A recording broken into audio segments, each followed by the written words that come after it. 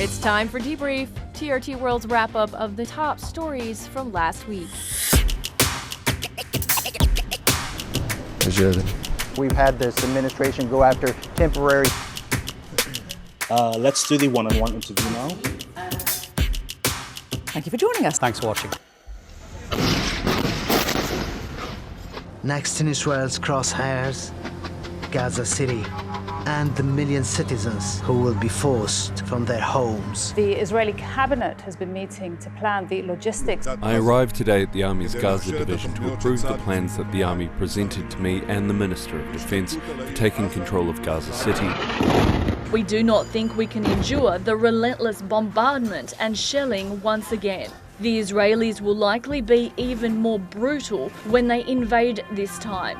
You can cut anxiety literally with a knife here in Gaza City, as everyone here is anxious about what's going to happen the next hours or the next days. The Israeli army has approved the calling up of 60,000 reservists, bringing up the number on the field to 130,000. That this whole war on Gaza is becoming intentionally a never-ending war. The point of it is to retake Gaza over with a clear decision supported by the United States. If one talks about a lack of accountability, the United States administration currently fits all those criteria. They are unapologetically a supporter of genocide, of crimes against humanity, ethnic cleansing and starvation. It is a famine.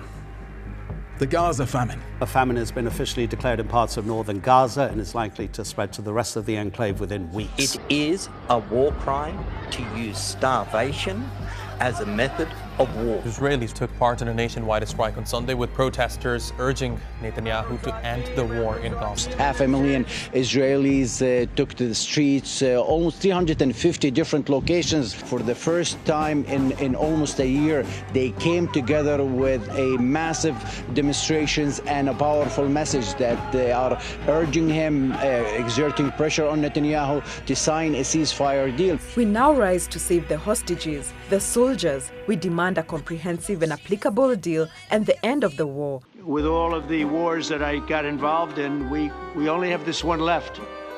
Of course, as I walk out the door, there'll probably be a new one starting, and I'll get that stopped too. But I thought this was going to be one of the easier ones. It's actually one of the most difficult. Fist pumped to the world's media as US President Donald Trump welcomed Ukraine's leader Volodymyr Zelenskyy to the White House for a second time this year. The optics there was, it looked very similar to what we saw in February, but sounded completely different. So there is a playbook, right, for how to deal with Donald Trump.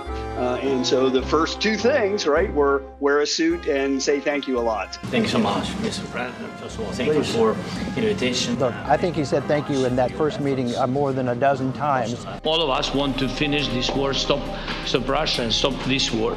We spoke about it and we will speak more about security guarantees. Your indication of security guarantees, of some sort of Article 5 style guarantees, fits with what we've been doing with the coalition of the willing. If Ukraine's attacked, then everyone else comes to Ukraine's rescue, then that is pretty much the same as having Ukraine in NATO. But Ukraine's aspirations of joining the alliance was one of the reasons Russia attacked it in the first place. Trump said the US would continue to support Ukraine militarily, although he stopped short of committing US troops on the ground.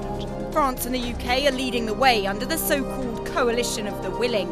30 countries are understood to be on board so far. The French president sees a robust Ukrainian army as the main pillar, with reassurance forces at sea, in the air and on land from its allies. But crucially not, he says, on the front lines. While efforts to bring about peace continue, Russian forces have launched a drone attack on the port city of Izmail in Ukraine's Odessa region. Well, Ukraine says Russia has launched one of its biggest aerial attacks of the year, damaging a major American factory in a hail of missiles. In Ukraine's western city of Lviv, buildings including a kindergarten have been damaged. Russian attacks mostly target western regions of Ukraine, which are believed to be the delivery and storage locations for a large portion of the military assistance given by Kiev's Western allies. The US President Donald Trump says he'll wait and see if Russia and Ukraine can work out their issues as a potential meeting between the two countries' leaders grows increasingly uncertain. We're going to see if Putin and Zelenskyy will be working together. You know, it's like oil and vinegar a little bit. They don't get along too well. for obvious reasons. And here's another serving of top stories with our news in brief. Heavy rains first hit Karachi, Pakistan's financial capital and biggest city, on Tuesday. Flash floods have killed hundreds and left many more missing in the past few days. The city received record amount of rain over a short period. At least 435 people have died across Pakistan because of flooding since June. Over in India's Mumbai, more than 875 millimeters of rain swamped the city in less than a week. Around 300 people were killed. It's been a devastating monsoon season across Southeast Asia. Floods and landslides killed more than 1,000 people in Bangladesh, Nepal, Sri Lanka, India and Pakistan this year. This year's monsoon season is not only intense and deadly, but has stretched beyond its usual time. And according to the Weather Office, at least 2 more spells of rains are still expected. Hundreds of fans turned out to support an Irish artist outside a London court on Wednesday. Rapper Mokara of Kneecap, also known by his real name Liam O'Gohana, is facing terrorism charges for allegedly waving a Hezbollah flag during a London gig back in November. Mokara's legal team is arguing that the case was brought too late and should be dismissed. While the rapper may get out of this due to a technicality, things may not be so easy for one of his supporters arrested outside the court for carrying a sign that, according to Metropolitan Police, supported Palestine action. The Direct Action Group made headlines for spray painting 2 military jets in June and was proscribed as a terrorist organization in early July. Many criticized that as a ban on free speech and a diversion. Kneecap agrees. We know this story is more than just about me, it's more than Kneecap. This is a story about Palestine and us as a distraction from the real story. We know, unfortunately, this story will end up in the media today while Israel commits genocide at the same time. So everybody, continue to speak about Palestine, free Palestine. And Serbians are still protesting President Aleksandar Vučić. The student-led anti-corruption movement has been out in the streets almost every night, especially after things escalated on Saturday, when protesters targeted the offices of Vučić's ruling Serbian Progressive Party in Valjevo. The movement started in November last year, when the roof of a train station collapsed and killed 16 people in Novi Sad. Demonstrations were mostly peaceful until August 13th, when things took a turn, when around 80 civilians and 27 officers were injured in clashes, and 47 people were detained. Later, local media reported that teenagers, aged 15 and 17, were among those arrested and beaten. The country's interior ministry, however, is denying allegations of police brutality. Over in Africa, the world's youngest nation, South Sudan, is mired in conflict again. The UN warned on Monday that previous gains in peace efforts have largely been lost since March, after President Salva Kiir placed his longtime rival, First Vice President Riek Machar, under house arrest. If this trend continues, it will likely lead to a shift in conflict dynamics from subnational and community-based violence to a more complex landscape shaped by ethnic divisions involving signatory parties and other actors, including those from neighboring countries. These conflicts will also complicate another of South Sudan's major challenges, cholera.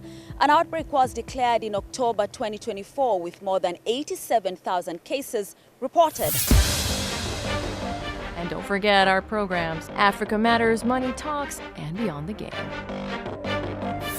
The two parties have to put aside their egos, their particular interests, and put the general interest first.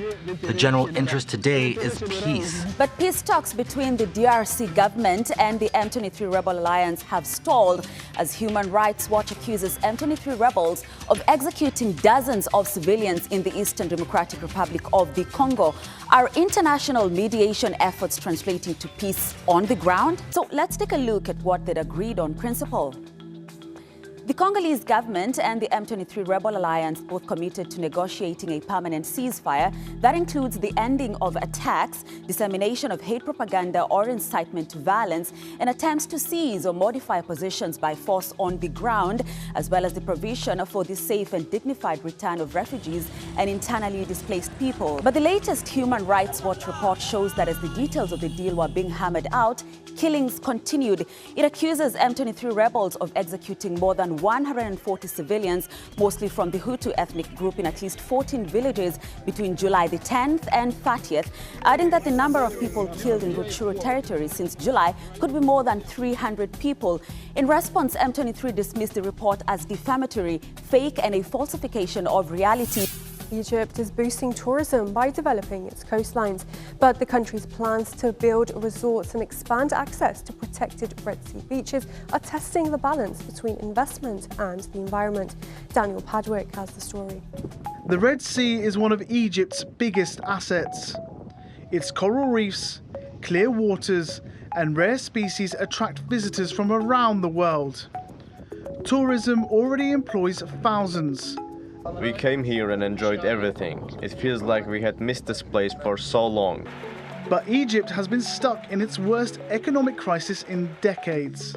One option is to exploit its natural reserves, somewhere like the Wadi El Gamal National Park, home to endangered turtles and fragile ecosystems. There are investment projects currently planned for building a hotel at the reserve. But big projects come with big costs. Protests have erupted as locals and environmental groups warn that luxury developments will ruin fragile ecosystems. For now, the future of these shores hangs in the balance, caught between economic urgency and environmental survival. We start with the Cincinnati Open, and we have two new champions in the build-up to the year's final Grand Slam. Carlos Alcaraz and Iga Swiatek took different paths to glory, but both runs send them off to the US Open with great confidence. In 6 previous appearances, Iga Swiatek failed to get past the semi-finals, but in 2025 she went all the way.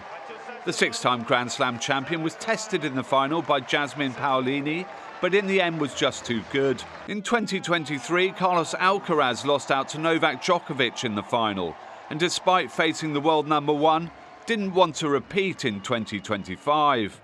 As it turned out, Jannik Sinner was struck by illness, and the Wimbledon champion retired at 5-love down in the first set. Obviously, it's not the way that I wanted to win the final. Since I just lost that final in 2023, I just wanted really badly this trophy. So I just really proud and happy.